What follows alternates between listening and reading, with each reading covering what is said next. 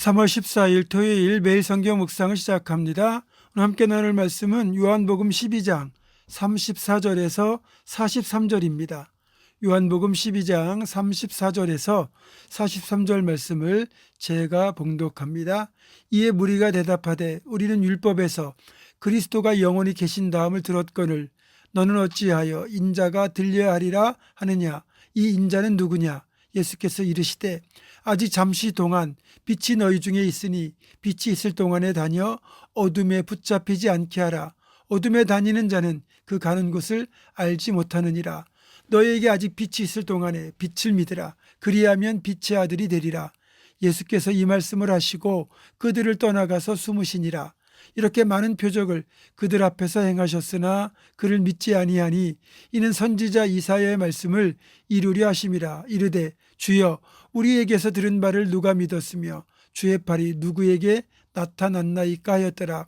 그들이 능히 믿지 못한 것은 이 때문이니 곧 이사야가 다시 일렀으되 그들의 눈을 멀게 하시고 그들의 마음을 완고하게 하셨으니 이는 그들로 하여금 눈으로 보고 마음으로 깨닫고 돌이켜 내게 고침을 받지 못하게 하려 함이라 하였음이더라.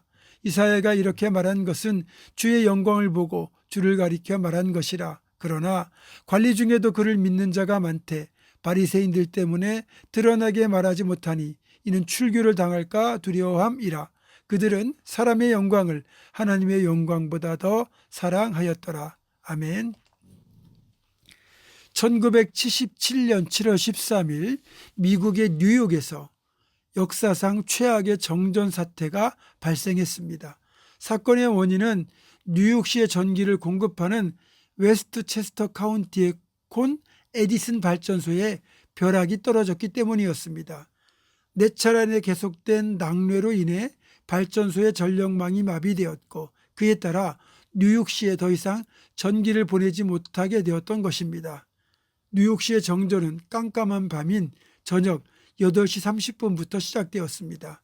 갑작스러운 정전은 도시 전체를 암흑천지로 만들고 행정을 마비시켰습니다. 엘리베이터에 타고 있던 사람들은 허공에서 몇 시간 동안 구조의 손길을 애타게 기다렸습니다.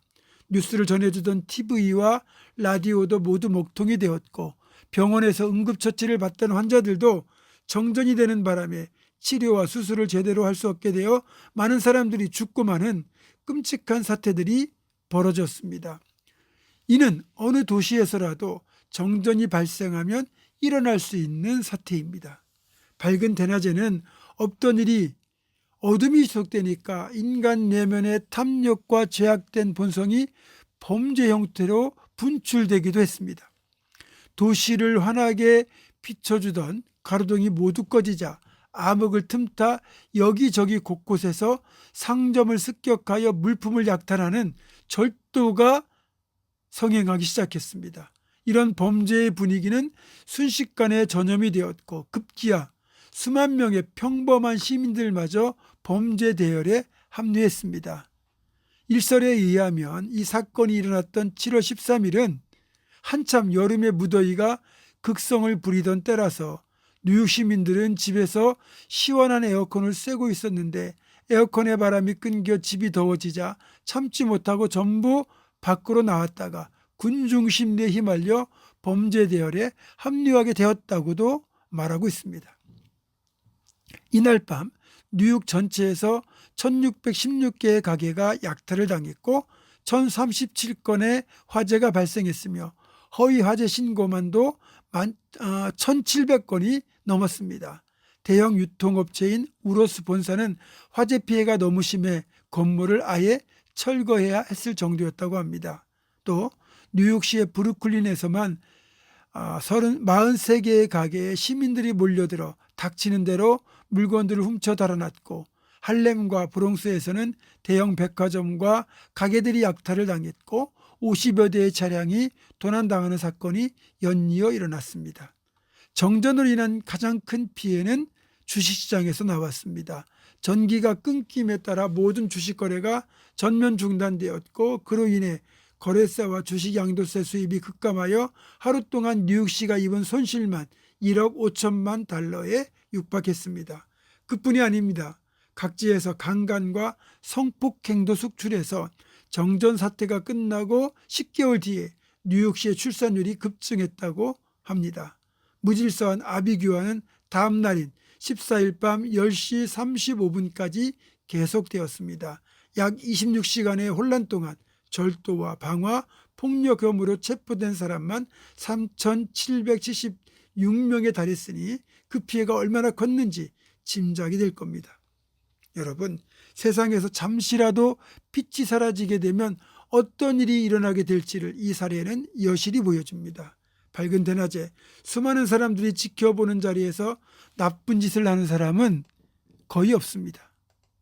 그러나 대부분의 탈선과 타락, 수많은 범죄가 빛이 없는 어둠 속에서 이루어집니다. 달리 말하면 죄를 짓는 사람일수록 빛을 싫어하고 어둠을 좋아한다는 거죠.